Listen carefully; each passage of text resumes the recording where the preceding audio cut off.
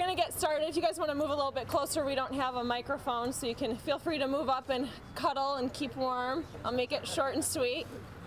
Thanks for coming out here today, and welcome. Like I said, I'll try to keep it sweet, short and sweet, so we can get back. And I know some of you have already walked down to the overlook and have seen some of the progress that's happening here with the bridge. And I'm happy to be here today to share some great news about 3 projects that the city has received grant funding for.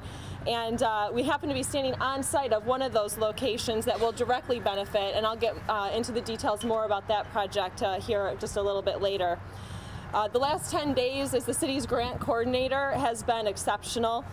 Today I want to acknowledge the groups and the team that is here today to help bring these projects to fruition. Without their support and their dedication and putting the projects together, it definitely wouldn't have been possible. Like I said, we've been fortunate in the fact that we've received not only 1 but 3 grants. And the first grant that I'll kick off and announce today is one that we received from the Michigan Municipal Risk Management Authority, known as the MMRMA, in the amount of $13,000 for the reconstruction of the Grant Pump Station. And the grant will be used to purchase a backup generator. Now, what's unique about this project is that even though it had already been approved through the capital improvement plan and that funding was already identified, we proactively sought out funding to help defer those project costs. It is a great example of us doing research and working together to try to find ways to become more financially fit. And here to share a little bit more about this project, I'd like to introduce Paul Davis, our city engineer. Thanks, Tara. Thank you to everybody for attending today's event. We're here to celebrate getting selected for grant funding that's going to assist in bettering the quality of life for the community. Today is a good day for Rochester Hills. As Tara mentioned, the city was approved for grant funding to be used for the purchase of an emergency generator for our Grant Pump Station. Although some might not find this news too exciting, municipal public service departments love this type of news. What the funding means for the Grant Pump Station is approximately 1,900 residents and 100 commercial industrial businesses are going to receive a new piece of equipment to provide better emergency protection in the event of a power loss at that station. It's a very important piece of equipment that's used for a sewer system that's relied upon 24 hours a day, every day of the year. The original and current diesel gas generator has been serving this station since 1979, and it's definitely time for replacement. The new generator will not only be natural gas, but also be better for the environment and require less routine maintenance from our public works staff. Under attack. The Department of Public Services Engineering Division was already moving forward with this project, like Tara mentioned. And during the design stage, Tracy Ballant completed an application to MMRMA and wrote the merits of the backup generator. And on her application justification provided by Tracy, the city was awarded this $13,000 grant that should pay for half the cost of the generator. An opportunity was recognized and acted upon, and the result is Rochester Hills is able to reduce costs while reducing potential liability by equipment replacement for the community. These types of cost savings are made by city staff all year long, and it's nice to be able to officially recognize one example today. Thank you.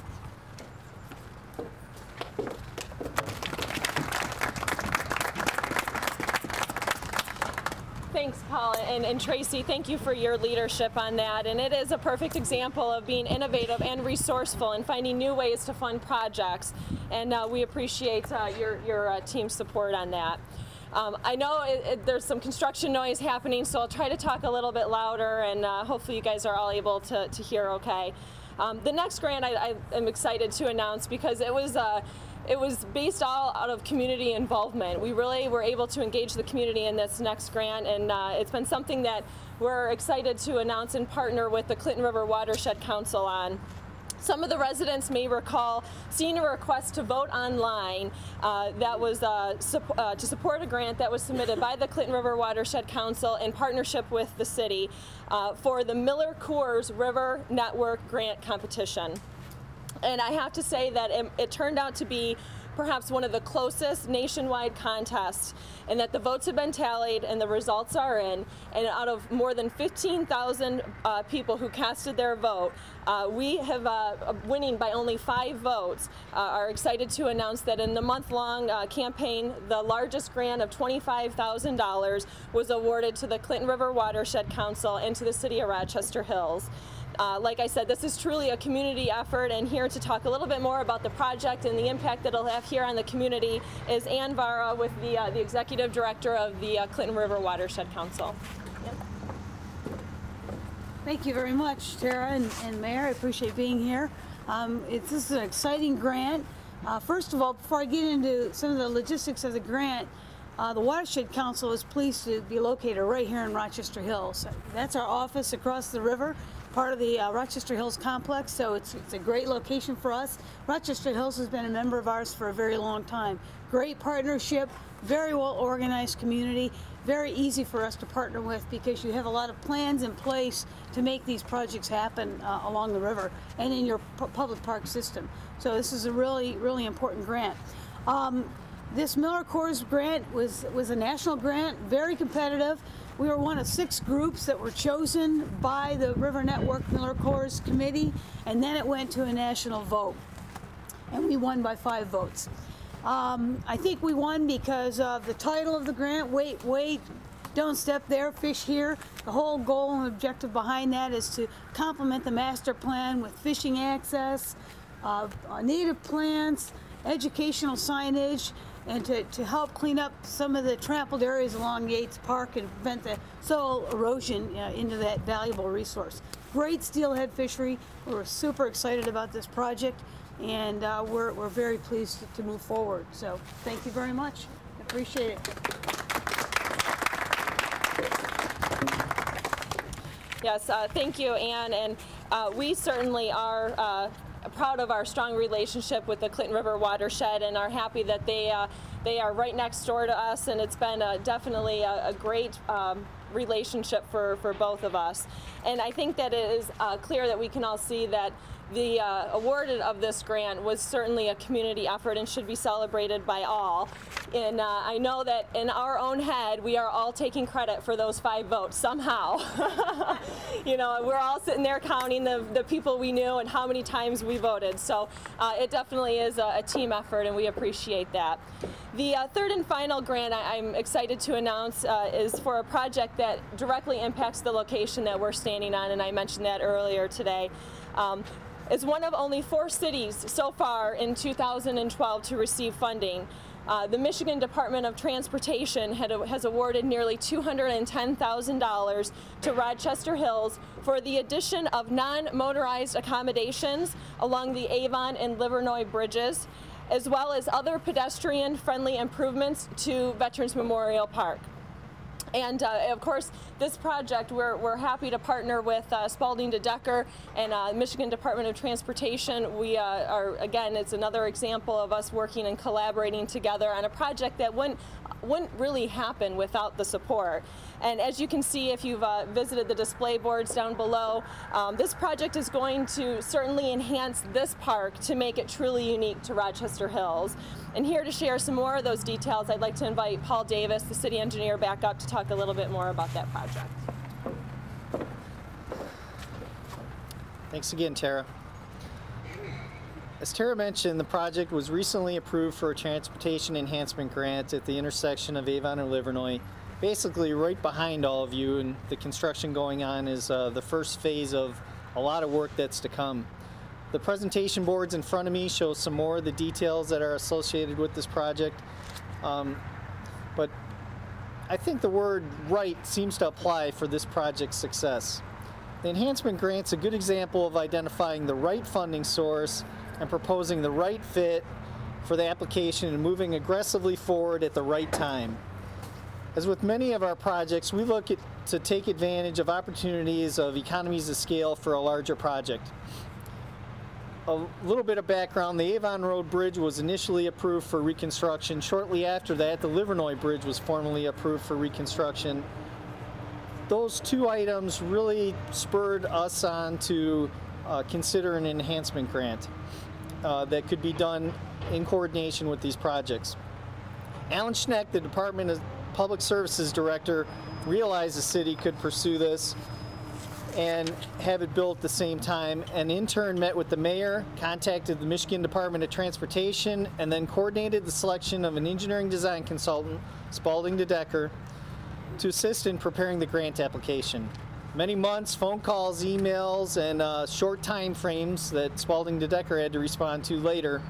The city was notified on March 20th this year that we received approximately $207,000 if we provided a match of $138,000.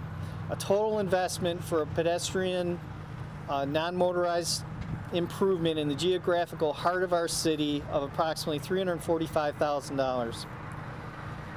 After the enhancement project was moved forward, another project came online, and the Road Commission has notified us that they're going to take this opportunity to also improve the traffic signal and upgrade it at Avon and Livernois. So what started as a single project has since morphed into 4 projects. The enhancement project, definitely one that the city's proud to be a part of. The team of parties that deserve thanks, there's many of them, for securing this and providing assistance include Spalding de Decker, Cheryl Gregory and Dave Eno here are today as part of that team, Vince Ranger from the Michigan Department of Transportation, Jeff O'Brien with the Road Commission for Oakland County.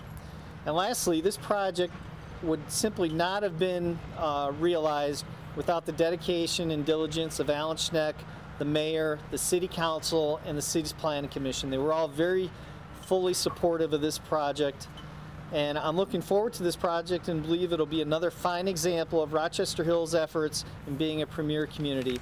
Thank you.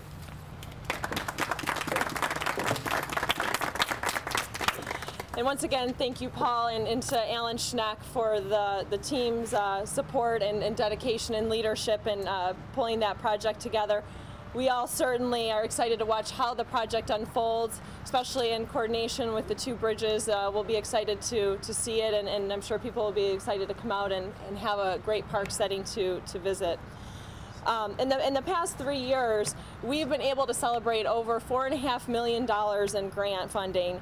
And I'll tell you, securing grant funding requires extensive research and is highly, highly competitive. And any one of the speakers here today would agree with me on that. To receive not only 1, but 3 grants shows that we are committed to finding creative ways to finding projects that wouldn't otherwise happen.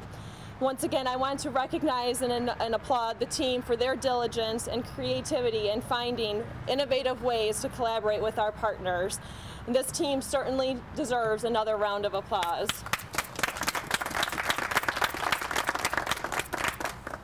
And I know that the mayor shares in our team's success and would like to take a few minutes to close on our announcement here today. Good afternoon. Yeah, thank you all for being here. I had a 90-minute close, but that was only if it was over 55 degrees, so I've moved to my 90-second close. It is a great afternoon for us. We're very, very pleased, and I just want to echo some of the comments made by some of the speakers here. It is very rare. We chase grants in many communities, and private nonprofits, organizations chase grants all the time, often without success. And so last week, when we found out 3 pieces of good news within about a 4-day period, we felt it was a pretty exceptional week, and I wanted to share some of that success with our community. The first grant, I want to specifically call out Tracy for a great job that she did. You heard the common theme of innovation throughout the speakers today, and I think that's really something to be underscored. A project that was already funded, yet she went the extra effort along with others and her staff to find a creative way to continue to seek additional funds to finance it, and was successful in that. And Tracy, I appreciate your efforts there. And with the Miller Coors grant, what a great story for our community. I want to thank the local media outlets that helped share our story. We talked about it all over the place any chance we could. We used Oakland University and Rochester College. We used our nonprofits. Certainly we had help with the Friends of the Clinton River Trail. We tried to do some things at the state of the city, and I don't know whose 5 votes it was that actually put us over, although, as Tara mentioned, many people are claiming them. We're very, very grateful to be the recipient of that $25,000, and even more so to have 15,000 people across the United States be familiar with the project that we have here and with a river that we're very, very proud of. I had an idea, of course, that was trumped by Mike Hartner, the fact that this was awarded by Miller Coors, my original plan was to celebrate with some of their products until Mike reminded me that alcohol is not allowed in our parks. So that was quickly squashed. And then finally, very excited about the largest dollar grant award happening here right behind you. And I look forward to next Memorial Day, not this one, but the one after, where we'll be here joined by thousands of our residents following the parade, and this park that is so special to so many people. I see at Leafdale here, really one of the pioneers of this particular park. We'll have so many tremendous enhancements, and all the visitors and pedestrians that use this park more and more each summer will benefit from the improvements and enhancements that this park will see. Most of these projects, at least the last two, would not have happened if not for the grant funding. It's simply, the city doesn't have the funds to expend, and so it's that innovative nature, that innovative spirit of our employees going out to find creative ways and partnering with nonprofits like the Clinton River Watershed to make these projects possible. So I just am very proud of our team. I'm proud of all of our efforts in trying to do the best we can to represent our residents and again seek creative financing. Terry did a great job.